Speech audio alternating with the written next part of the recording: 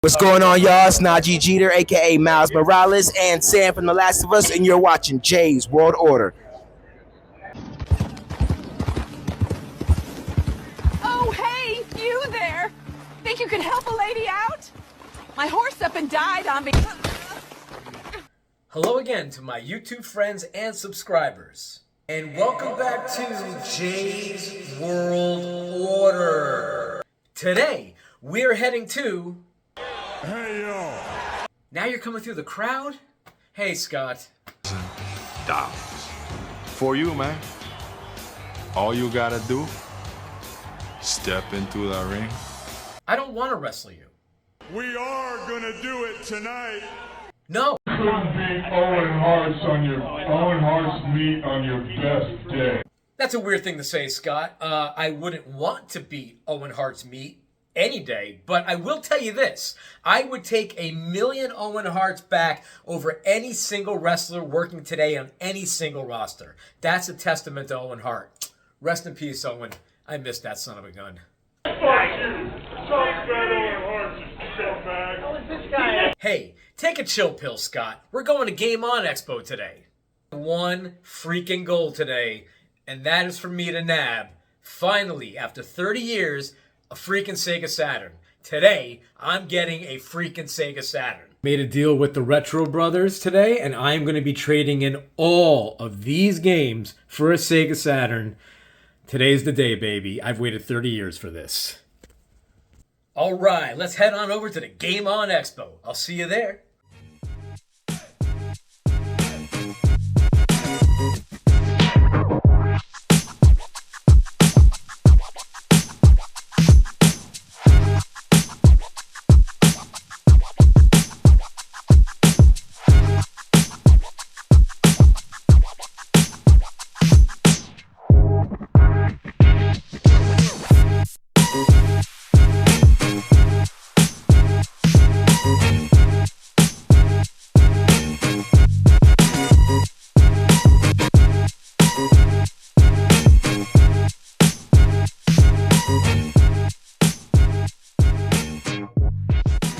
So you didn't bring the Sega Saturn. No, I didn't bring That's the Sega okay, Saturn. but you're going to bring it for me. Yes. I just couldn't fit it. Couldn't fit it. I couldn't fit That's it. okay. That's okay. What's all I this? don't want to damage What is this? it. What I is don't this? want to damage This it. is nothing for the Sega Saturn. Oh. God damn, No, you got no. some good stuff today, my friends. Yeah. Look at my little custom Hello Kitty GameCube. Nice. Hello Kitty GameCube. It was my clear shell PS2 Beautiful. Slim 9000 series. Yes. Now that's original clear shell. You guys No, retrofitted shell swap. That was such a pain. They didn't. Yeah. That show was like, it didn't fit right. I had to do all this modifications Man, to oh make it fit. man. Yeah. Great stuff today. Woo! Yeah. Sega Saturn's under construction. Now this reminds me of my high school days. I'm sure. Yeah. Yeah. So when it comes to the Wiis, are you selling them or are you Yes. just stacking them up? Oh, they actually sell well in Yeah. January when everybody wants to work out. Right. That's Hello. and here I thought Wii Fits weren't selling after all this time. Ooh, what's my BMI? That's normal. I am normal. I'm as normal as it gets. And I gave those away for free to so many people. Son of a gun. Now they want them. Now they want them. Figures.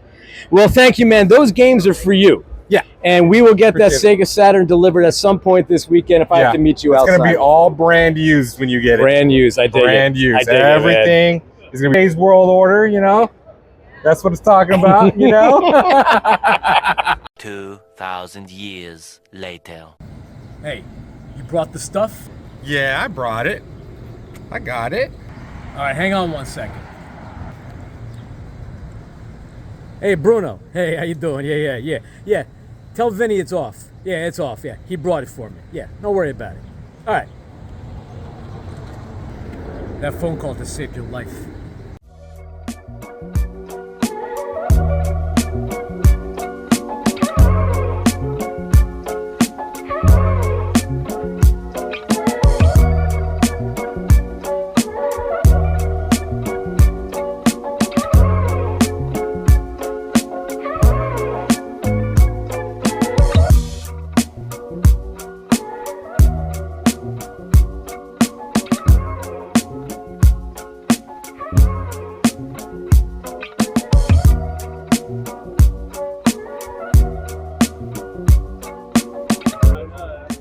It's a really sick game, and I absolutely love it, and I suck at it too.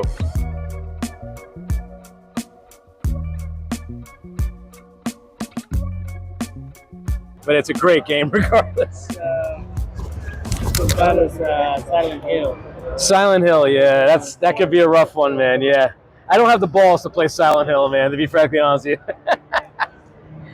I am with Daniel Pesina, aka Johnny Cage, aka give me all the Scorpion, Sub-Zero, Reptile, Smoke, Noob Saibot. Oh, you name it. Noob Saibot too, man. Yeah. Killer. Just a couple quick questions for you. So I know we met a few years ago, but I never got a chance to speak to you on camera. So I want to ask you, how did you get casted for all these Mortal Kombat roles?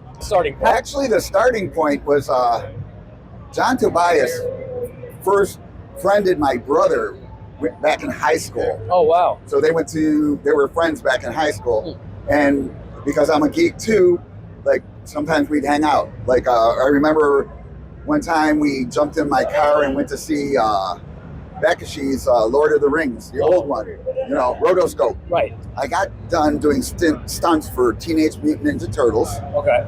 And then John called me up. He's like, hey, remember when we wanted to make Kung Fu movies and stuff like that? And I was like, yeah, that was crazy time. And then he was just like, I work for a video game company. And, I want to create a fighting game where the people are not only live, but know how to fight. Right. And I was like, he's like, can you help me with that? And I was like, that sounds like fun. Let's do it. Yeah. And so myself, John, Carlos, and Rich DeVizio, Kano, put a package together to show the concept. And we presented that to Midway. Okay. And Midway sent a representative to meet with us to talk about the game, and his name was Ed Boon. Ed Boon. Right. So we actually pitched the game to Ed, and then Ed said no, it would never make any money. But he said that the fighting game was a good idea, and he was going to do one with Jean-Claude Van Damme. Which is my second question I was about to ask you. Was Jean-Claude Van Damme signed up to play Johnny Cage in the video game? He wasn't even in our concept. Wasn't in the concept. Yeah, all that came up after the game was done. Okay. Because the company just didn't know the background. Right. And because I dressed like we did back in the 90s. I mean, that's the way you dressed. Right. So they just associated with Jean-Claude Van Damme, even though we were never like, oh, these Jean-Claude Van Damme. That's just a company myth. But granted, you on the actual arcade cabinet, you kind of passed for Jean-Claude Van Damme. I think it's my. You know what? When we were making Turtles, one of the guys was like, "Man, every time I look at you, you look like Jean-Claude Van Damme." I didn't want to the jaw or something, which is a compliment. Yeah, he's a handsome gentleman. Yeah, absolutely. I like his movies. I pay for all his movies. Absolutely. He deserves it. Do you still have association with the Mortal Kombat games? Not directly. Some students worked on it. My brother worked on it. So, all of them. So. And your brother's still rated though, right? My brother's actually every character in Mortal Kombat. And he's done, after Mortal Kombat 5, anytime you do a fatality on any character, it's him. Oh, wow. Even for the women. So when you're doing a fatality, it is always Carlos Pesina. Wow. Teenage Mutant Ninja Turtles 2 was one of my favorite movies growing up as a kid. Now, you got to work with Super Shredder, a.k.a. Kevin Nash. Would you mind showing the viewers a picture of you and Kevin Nash when you were young, out at the bar, enjoying yourselves? This is while they were working on the film, my friends. And, please, if you can see it, that's young Daniel Pesina, young Kevin Nash, right there, back in the day. Awesome guy. Awesome guy. Down to earth, just awesome to hang out with. Absolutely. But a giant. And legend. He's a legend. Absolutely. One of my favorite wrestlers. Yeah. Now, you were doing stunt coordination on Teenage Mutant Ninja Turtles 2, along with also being in the costumes. No, we were actually Pat Johnson was the choreographer. Okay. So we were doing all the stunts for the foot soldiers. For the foot soldiers. Okay. Yeah, I'm too tall to be a turtle. Because once they put the suit on, if you're too tall, you're like an 8-foot turtle, 6-foot turtle. Right. You know what I mean? So all of them have to be relative. Shorter. So like the eyes are down here for the human, but the actual ocular, the movie can see them. Yeah, there are like slits underneath. Right. In a 1990 movie Teenage Mutant Ninja Turtles, Jim Henson had said that the animatronic turtle costumes were the most advanced he had ever worked with up to that point. The costumes were first made out of fiberglass and then they were remodeled with clay. They were then produced as molds to cast the whole body in foam rubber latex. The costumes were extremely hot and the animatronics in the heads kept malfunctioning, which made it very difficult for the stuntmen doubles to perform. In fact, one of the stuntmen actually broke his nose when the head caved in on his face during the Raphael and Casey Jones fight scene. If you look close, you can actually see the stuntman grab his nose after coming out of the trash can. So their eyes are actually here. So if you add like 2 inches, all of a sudden, I'm 5'8", so you'd be like a 5'10" turtle. Right. But they wanted him to look more like the comic, so they wanted him smaller. Now, was that a grueling process making that film for you physically? It was, I wouldn't say grueling. Everything's always grueling, but it's fun, really fun. You learn a lot of stuff, working with other people, things that you don't even think about. Like when you guys watch Turtles, watch the Foot Soldiers, and we're always like this. We're always moving. What happens is the turtles can't see out of the costume. They can only see what's directly in front, and it's little pinholes. So when they throw a kick, they're only throwing it in your general direction. We're supposed to go into it. Right. So if I'm at a standstill and they kick, by the time I get to go, it's too late. So everybody's always like this, and we're watching the way they punch and kick so we can get in front of their punches and kicks. So it is a lot more difficult than people think. Well, that's what I was going to say. When it comes to blocking those fights, those scenes, with those costumes on, I can't imagine how many takes it would take just to make sure that the blocking was correct. Yeah, not only the blocking, but everyone we're doing martial arts stunts was like a professional martial artist. Right. If you were self-taught, like a lot of people are self-taught in martial arts right now, or do that stuff, they couldn't do it. Right. Because you really have to know what they're going to throw. Right. To get in front of it. Well, you have CGI now. Back then you had foam. Just foam and yeah, foam and rubber. Yeah, foam and Yeah. I mean, it was difficult. But what a cool experience to have, and you get to live with that. And every time I watch the film, and now talking to you and your brother and Mr. Bach, I get to have that experience of talking to you guys one-on-one. You guys are so awesome, down to earth, and to share the experiences with your fans. Thank you. It's such a pleasure. Yeah, sir. Thank you, guys. Thank you, Mr. Daniel Pesina. Once again, it's a pleasure meeting you. Yeah, awesome. Thank you, sir.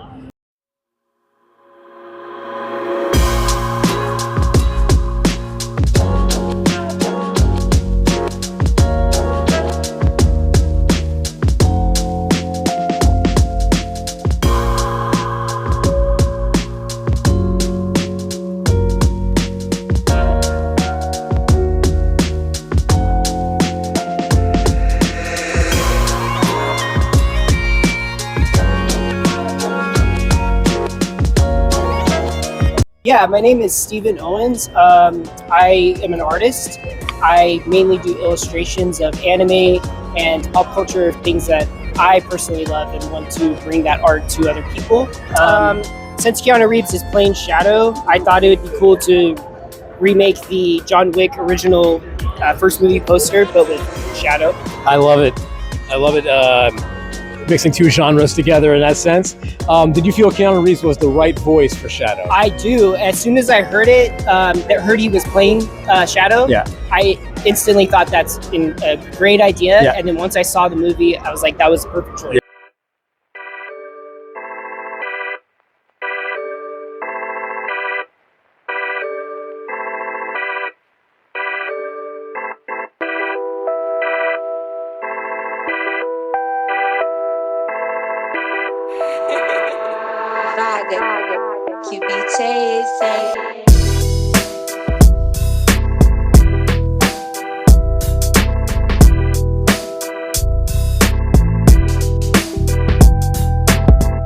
Two on the Wii. I hope that's PG rated.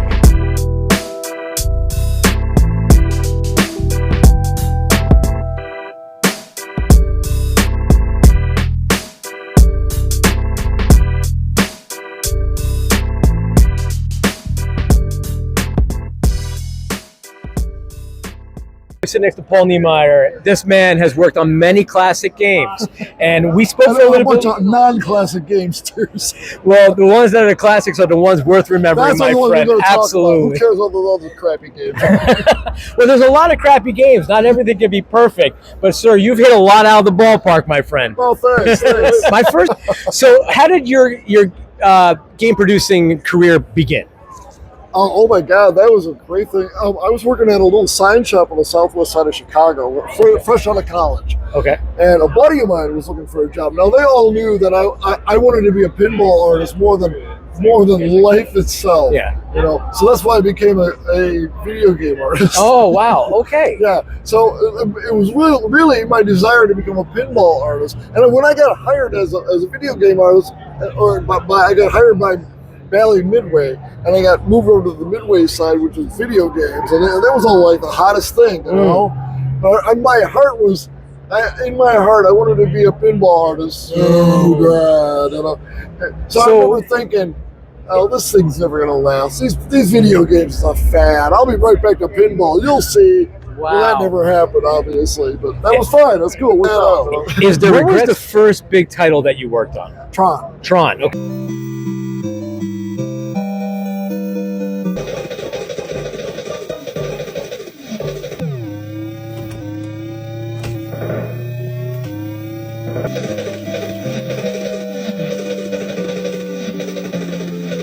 Okay. Yeah, I worked there about 20 minutes, and that's they came. Here you go. You're working on Tron. Wow. Yeah. Really easy. Here's what I did with Tron. Disney came to us and they pretty much just unloaded all the graphics, and they were very close-lipped about what everything really was. I mean, to a point where we're guessing the guy that has his arm up like that is probably the hero of this. Right. Here's how little we knew about it. Somebody came into the studio one day, we were working on it maybe a week or so, and they went, his name is Tron. And we're like, oh! Yeah, you see how little we knew. So you didn't see the film yet until you... Oh, God, no. Oh, wow. Okay.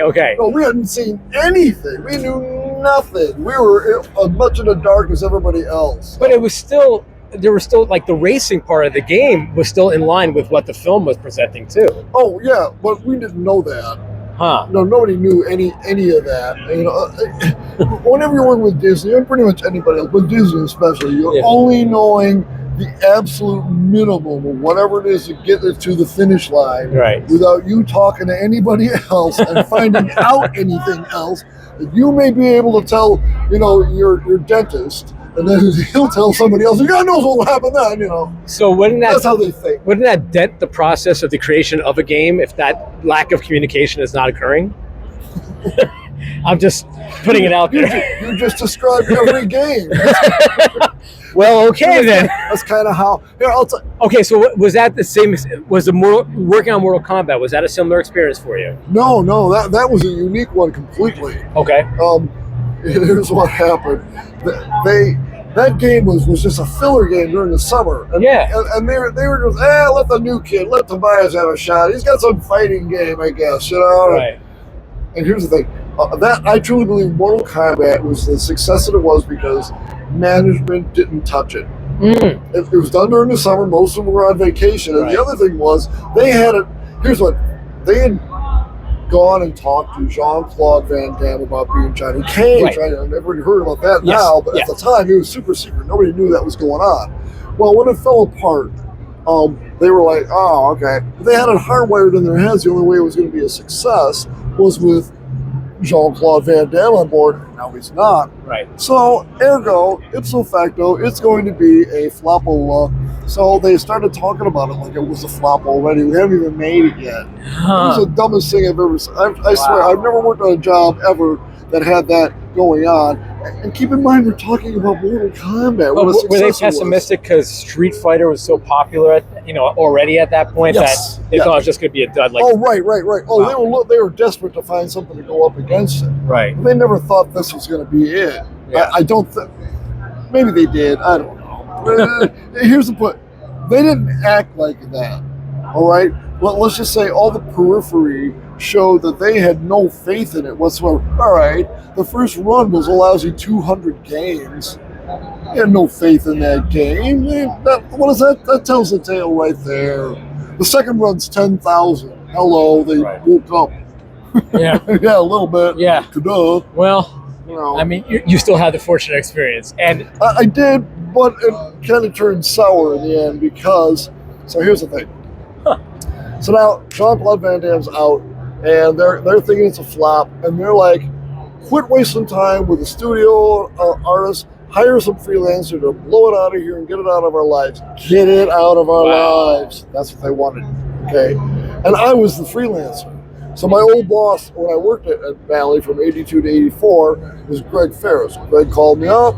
Everybody knows Greg, he's art god. Called me up and he said, hey, could you do this? I said, yeah, sure, come on down, do it, you know? And yeah, there was a lot of attitude in that room. I couldn't figure out what was going on. The very first meeting, it's still called Dragon Attack. So you see, we changed the name to Mortal Kombat, that very first, that very it was Dragon Attack. And so it's like the meeting's over. Like we've been talking like an hour, okay, catching me up on the whole thing. So I'm packing it all up, and Ed Boon goes, oh, I almost forgot. We're changing the name to Mortal Kombat. So I write down Mortal Kombat with a C, you know. Oh. And he looks over my shoulder, and he goes, with a K, like idiot, you know. So I made it a K. It's a significantly better name than Dragon Attack. Significantly. You know, how about it? How about it? Yeah.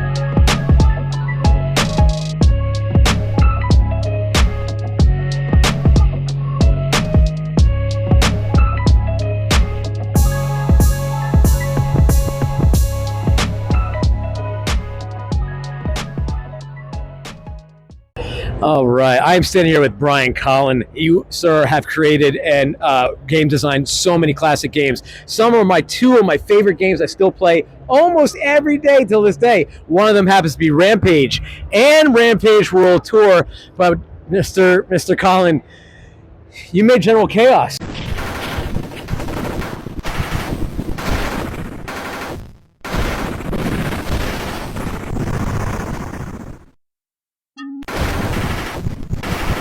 I did make General. It was the first game we made after we left the arcade industry and formed our own company.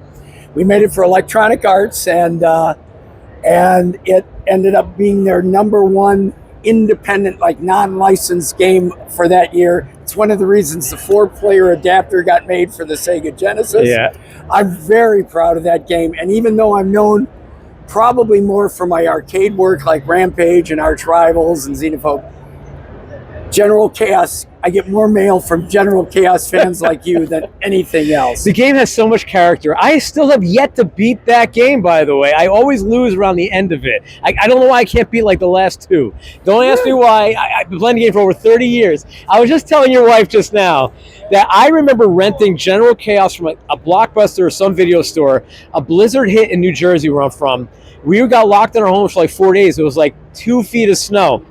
All I played for 4 days was General Chaos. I love stories like that. And I still remember it every day. It's such a great game. I should point out that we were originally supposed to do a sequel right away for EA called Major Snafu. Oh. And then they said, no, we want to put you in our arcade division, short-lived arcade division. Oh. And then about 30 years later, I decided we're going to do this. And right after I posted on Kickstarter to get it started, literally 5 days later, I found out I had cancer. So I canceled the whole tour. about 6 or 7 years later, okay, this is the time. We announced it. And COVID happened a week later. So we didn't announce it this time. And we're about 3/4 of the way through. Okay. The sequel is coming. I can't wait. Crowdfunding here in about a month because we've been working since COVID. It's a small crew. We've been working remotely, and we started coming together. So now I got to get an office to get this game done the way it should be. It's going to happen. I have faith. Live people together in a room is what makes a game great. And we're finishing it up, and that's the only little plug I wanted to put in there about General Chaos 2 Major Snafu. Well, you think that's going to happen. How did you come up with the concept of General Chaos, or the group, or the crew that you worked with? Well, General Chaos came up.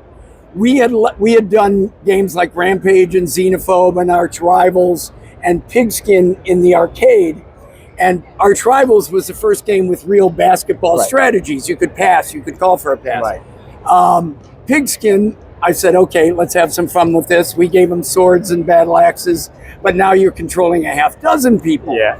And then we left Bally Midway on good terms, and when EA asked us to come out and make games for them, the remote wasn't a thing back then. And I didn't want to move to California. So finally they said, what if we give you the money to start your own company? Okay. General Chaos was our first game, and as you know, as General Chaos, controlling 5 guys with different weapons was just an extension of what we did in Pigskin. All right. I always loved the idea of controlling multiple characters. Yeah. And then for me, games were about playing with other people. Yeah. So a lot of my arcade games and afterwards have always been about me and you. All right, we're at it. And, Right. I'm up. No, now you're up. Now And that game exemplifies that. Right. My last question for you, sir, not to hold up your time, but you, I see you met this fine gentleman here. And what a guy. Please tell me about Dwayne "The Rock" Johnson, if you can. They were really, the whole film crew was tremendous. They invited me to be an extra. Wow. They shot a cameo of me in Chicago. Yeah. They invited me down to the studio and during the last week of filming, and in that shot you just saw, yeah, he was. I don't want to spoil the movie for anybody that hasn't seen it, but at the end of the movie, you may remember George. Yes. Had an emotional scene with The Rock and with Naomi, and the producers and the director asked me to take a picture. We were about 300 yards away, so we couldn't, bother them while they were shooting. They're in the middle of the scene, and all of a sudden they hear, "Stop! I got to be part of this." He comes running down. She comes running down. They were so great. Oh, that's great. I'm finding out that he used to ditch school to play the game. Yeah. As a kid, he was telling me I'm working harder on your movie. It's like, it's not my movie, it's your movie. I thoroughly enjoyed the Rampage film. I watched it 3 times. I love it. And yeah, it's corny. It's supposed to be corny. I It's love the fun fact that film. they kept the humanity in George. Yes. Wow. I can't. Come on. I should never have taught you that. Stop that. Now, come on. Because, in the game, the people were the victims. Right. They didn't ask to be turned into monsters. And when I found that they were just going to be animals, I was a little worried. But then when I saw it and saw that they kept the humanity in George, you had to love it. And now, just one more piece of trivia. Please. In the original Rampage, that screen that shows what they looked like human before they turned into monsters, yeah, I was George.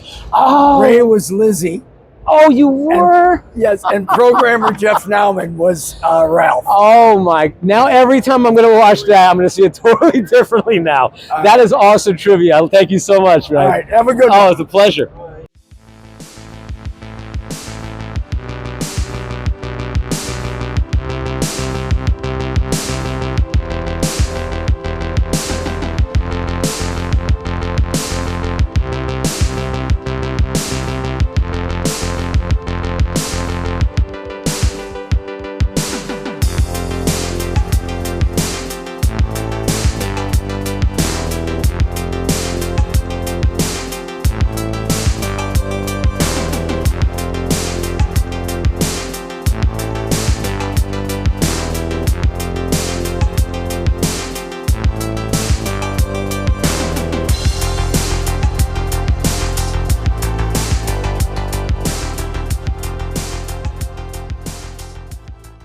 Tim from One Up Games, one of my favorite stores over in Mesa, Arizona. All right, I'm here at One Up Games here in Mesa, Arizona, and I'll here really quickly give you an idea of this beautiful establishment, one of the finer game stores here in Arizona. Good to see you over today at the convention. Yeah, what are some of the heavy hitters that you're selling here today? I would say probably the biggest thing we got is a factory sealed Pokemon Red. Oh, wow. Yeah. What's that running for right now? 2,500. That's it? Yeah. Any takers so far? Anyone interested? Not yet. Not yet. I wouldn't, but you got the whole weekend. And We have the whole weekend. Yeah, you're gonna get some heavy hitters coming out here. We'll see what happens. Some big time gamblers. How's the store been doing lately? Oh, it's been great. Yeah, it's it tends to ebb and flow. Yeah. But it's been really good so far this year. I've been seeing some of your Facebook posts that you guys have. Some great stuff has been coming in, traded in recently. Dude, we've been getting crazy stuff. Yeah, I noticed. The last couple of weeks in particular. It seems like every year right before Game On, we get this big dump. You know what I mean? And it's just awesome stuff. What is the main stress of running a video game store? You could tell other people who may potentially want to run their own store. The answer changes, but for the last few years, I would say since COVID, it's inventory. It's much greater demand than supply. And it's been like that for about 5 years. Right. And so when you watch your shelves thin out and thin out and thin out, right, it's hard, man. But you'll inevitably get a big trade that'll sort of restock you. But yeah, it's just the inventory. So how do you remain consistent with inventory? You have to depend on trades, or you have to go out your own way. We don't go out. We do just depend on trades. Right. And so yeah, that's kind of stressful because even just going out now is hard to do. Sure. Yeah, you can't get the deals you used to be able to get. Yeah, I'm sure if you're a collector, you've noticed that too. I'm noticing that today. Yeah, you can't get the deals you used to get. So stuff like Game On Expo or other conventions are a good source of inventory because come Sunday, we could take maybe that Pokemon Red and go trade it for a couple $1,000s worth of inventory, store fluff, right? And that's what we want. Like, I want 500 copies of Mario 3, not a sealed Pokemon Red. Right. Because I'll sell the 500 copies of Mario 3. Right. I won't sell that Pokemon Red to most people. Right. There's one buyer for that. There's thousands for Mario 3. Is Pokemon still a niche market? Because it's been Not so at all. expanded. Yeah. No, it's not a niche thing, but most people, Pokemon collecting tends to be a little different than other games because Pokemon collectors want to play the games. Right. So they're not looking for boxes all that often. They're not looking for sealed. Right. Generally. You can find those people, but they're much smaller. Yeah.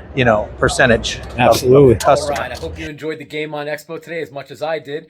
Sorry I'm holding up my camera, but my tripod actually broke at Game On Expo today, so I have to do this right now. But looking over some of those Sega Saturn games, I realized, woo boy, I'm going to have to spend a lot of money to get some of these Sega Saturn games that I've been wanting all these years. But in the meantime, let me show you what I did pick up today. Okay, number one, I picked up the Lethal Weapon game for SNES. Believe it or not, this is the last game I was looking for my personal SNES collection. It's not even that good of a game. It's just one of those old blockbuster memory games that I had that I still like to play. I have it emulated and I still play it. I just wanted my own copy of it. Okay, I really wanted to start building up my PS5 collection, so I did pick up a few games today. Each one of these games in total I got for like under $30 or something like that. It was a really great deal. All right, I picked up Ultimate Mortal Kombat 11, Street Fighter 6. I still have yet to play all these games, and NBA 2K24. I haven't actually played any NBA 2K games. This is the first one I'm actually playing. All right, for PS2. I picked up Spider-Man Friend or Foe. I heard great things about this game. I've seen the gameplay. I've been longing to play it for quite a long time now. I have never seen the gameplay of Teenage Mutant Ninja Turtle Smash Up until today while I was considering buying this game, and it looks super fun. Hell yeah. And Najee Jeter, such a cool guy. I mean, the voice of Miles Morales. He's also in Grown Ups 1 and 2. We actually spoke about that today. He signed this game for me. Such a friendly guy, and I just wish him all the best. Really cool dude. Brian Colin, the man who created General Chaos along with, Rampage and Rampage World Tour and Arch Rivals, who you saw in the interview earlier. He signed this for me. It's a sticker. Thank you so much, Mr. Colin. It was such a pleasure meeting you today. All right, this is the second time I have met Daniel and Carlos Pesina, and they were so kind to sign these autographed pictures for me. They also signed a copy of Mortal Kombat with me along with Hosan Pak a few years ago. These Mortal Kombat dudes, they have such great stories. If you ever get a chance to meet them, I highly recommend just sitting down and chit-chatting with these guys because they're freaking awesome. All right, my friends, thank you so much for checking out Jay's World Order, and please like and subscribe. Peace and love.